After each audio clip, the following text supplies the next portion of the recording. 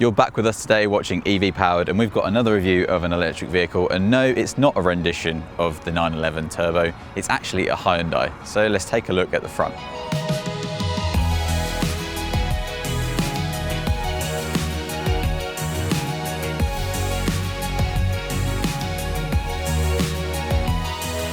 So we brought this car to a public car park because you think actually that it would stand out among the rest. I mean, the bluey sort of grey, storm grey colour doesn't necessarily make it stand out as much, but I'm definitely convinced that this is the first ever car to be designed solely by a wind tunnel. No man, just a wind tunnel based on the shape, which we'll close up on in a second. But let's take a look at the front, because actually I'm kind of torn whether I like it or not. I'm definitely not a fan of the back, I must admit, but the front I still can't quite decide. It kind of looks like some kind of angry robotic lizard. It doesn't look very happy to be here.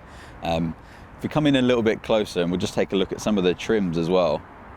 So obviously they've got no grille on this, which makes sense, being an EV, but realistically I don't think there's much to shout about other than the fact that there's a lot of tappable bits, plasticky bits on the front there. Obviously you've got what I like to call the lizard eye headlights is what I'm going to name them now. Now I really like the wheels that they put on here, these massive 20-inch alloys, and you can kind of see there from the angle you're looking at, the shape of this thing is obviously sweeping down to the end there, and it kind of, I don't know, it makes you feel like you're going to be driving a boat, but actually the drive itself is very, very smooth in this. But the actual design of the car itself was inspired by a thing called a scarab. Now, we don't really know how best to explain this to you, so we're going to put a picture of that just up here, and you can let us know whether you can see the resemblance, whether you can't. We'll leave that up to you. Quick thing, just take a look down there.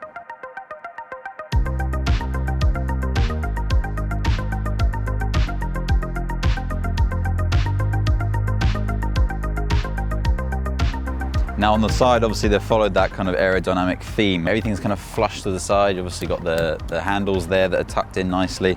I really love, as I said before, I really love this color because it does look a lot more sporty. And I think some of the colorways that Hyundai's got in this are a bit questionable. Like for example, the light trim at the bottom there and the darker paint. I'm not sure that quite fits my preference necessarily. Let us know what you think. But moving on down here, and obviously we get to the charging point. I think I need to unlock the car for this because, are you ready for this?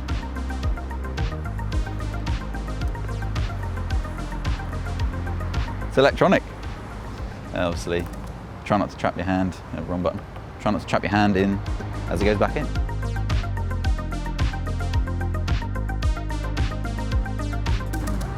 Now I'm a big fan of black trims and sort of blacked out rear lights, but I don't particularly know what this is about. It looks like they've tried to put some sort of, I don't know, like tusks on the bottom here. I mean, I know it's meant to look like a splitter and make it look sporty, but in my opinion, I don't quite know if I'm a fan of that. I mean, as I said before, I'm not really a fan of this end of the car anyway. One of the key parts to the back is the shape of the boot. Now, it's definitely not a family car. As you come in closer, this is going to get a bit strange in a minute because I'm going to have to try and. Oh.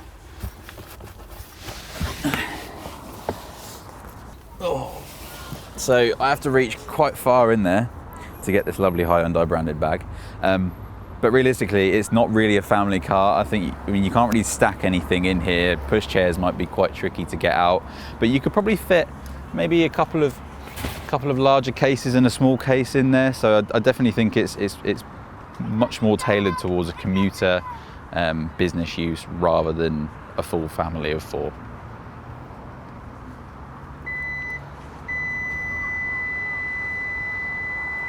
What? Six, I'm too close.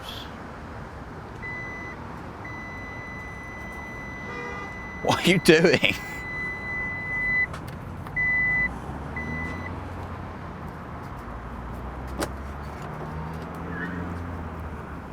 Well, that was an odd one.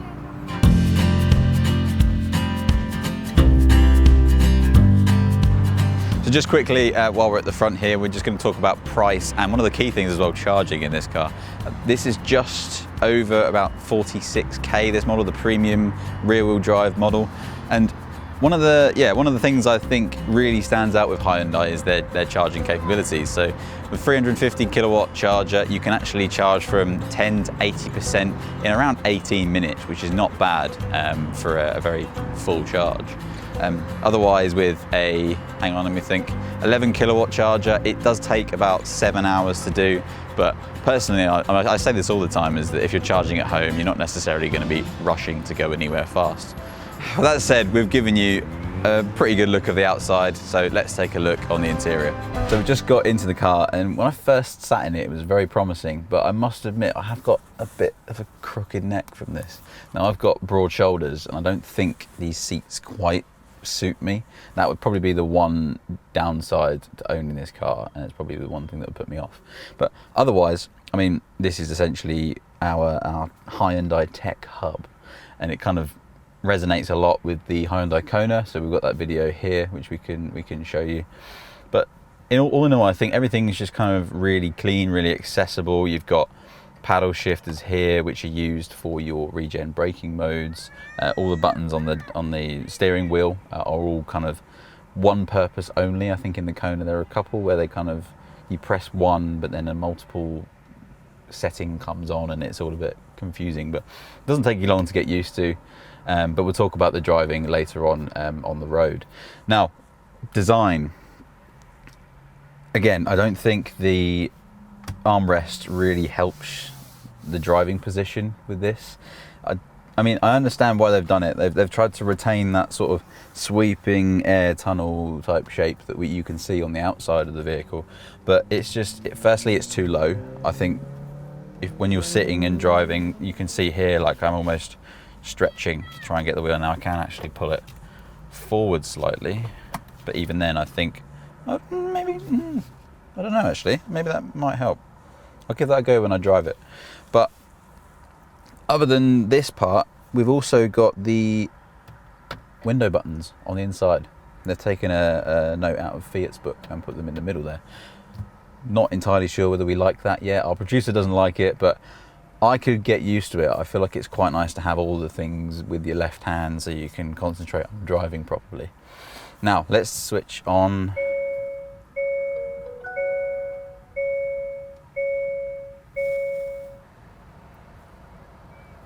That does get old. Let's just turn all this off. Now, dashboard display is very, very simple. Obviously, when you switch between different modes, you get different colorings, which I think is really cool. Now, I think it's really good that we've got both these displays together, and they're actually very accessible. I think generally I have to stretch quite a bit because I have my seat far back, but everything's available. You've got fans available here, all to touch, quite close. One of the problems that we've noticed is that we don't have full sort of 360-degree view. There's only a couple of camera angles you can get. So there's the top down from the boot and the normal sort of reversing camera. So that's probably something, oh, don't need to watch this guy. Probably something that you would get in one of the other models, because that's something new that Hyundai's putting in with all the cameras around the car. Let's have a look at, so we've got heated seats in this model, climate control, EV settings. Let's have a look and see what, oh, that's interesting. So we're 130 yards from BP Pulse, I believe that's telling me.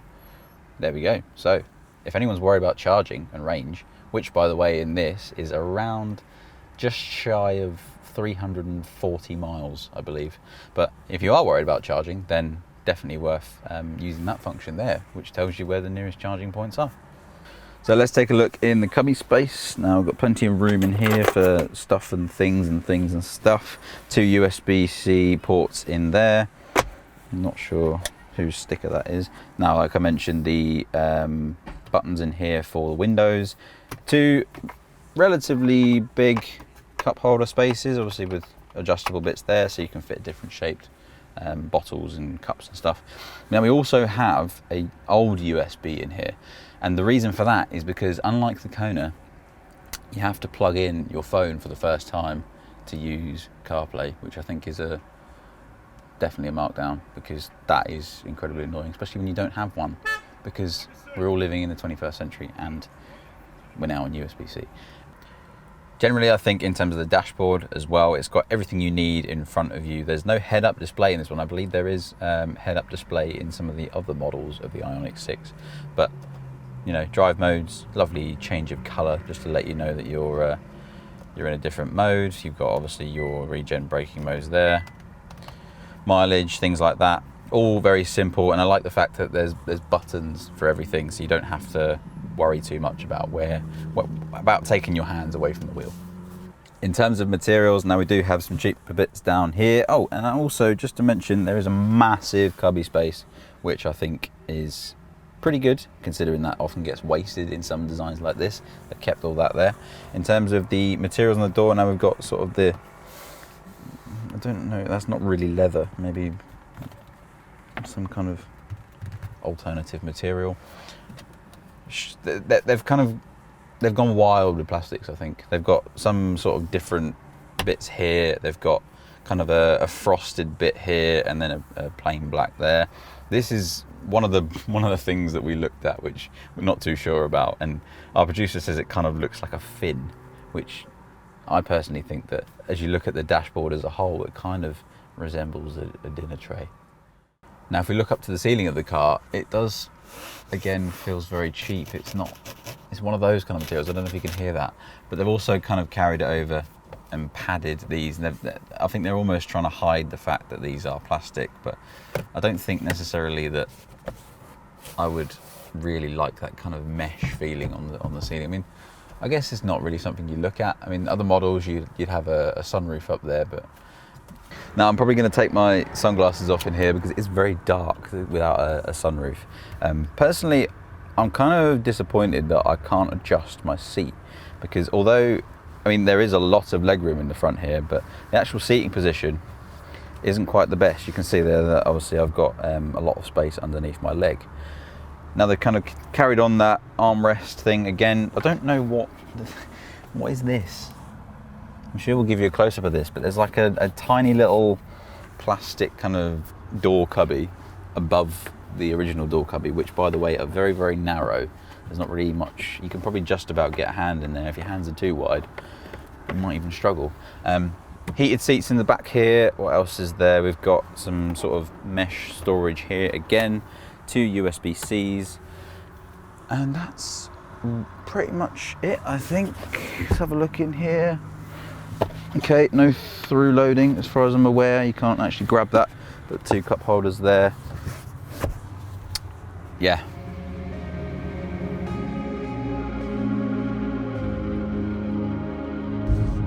Now, one of the best things I think about this is the true one pedal driving. What? You're shouting at me for 10 miles an hour.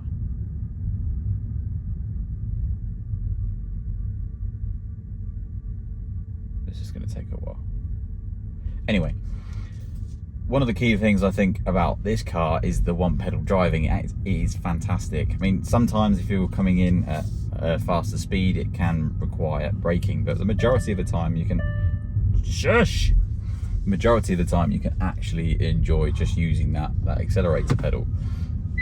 You've got all the different modes, obviously, with the paddle shifters there, so you can switch between obviously no regen braking and full regen braking, and there's a few other levels as well.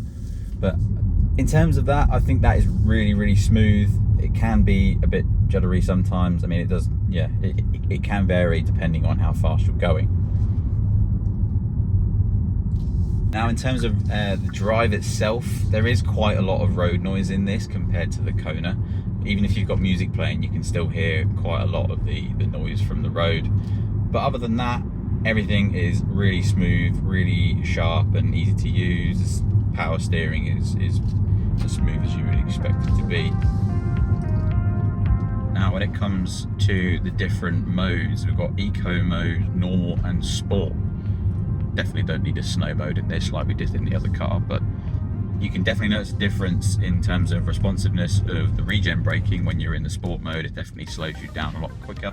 I think that's why it can be quite confusing if you're playing around with those modes.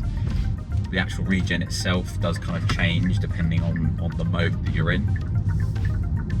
As I said earlier on in this video, it's a fantastic car for commuting. Unfortunately, seat is a little bit uncomfortable. I haven't put any lumbar support either. It's purely just these side bits that are hugging me a little bit too much for my body shape in particular. But everything's fully adjustable, so you can put yourself in the right positions.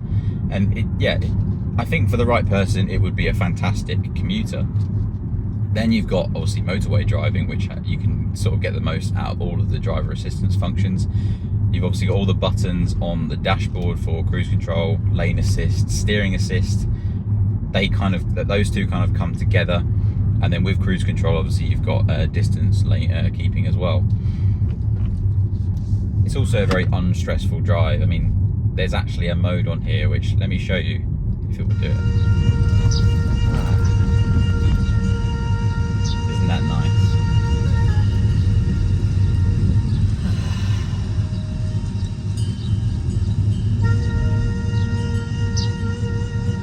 This is good. It's a good life.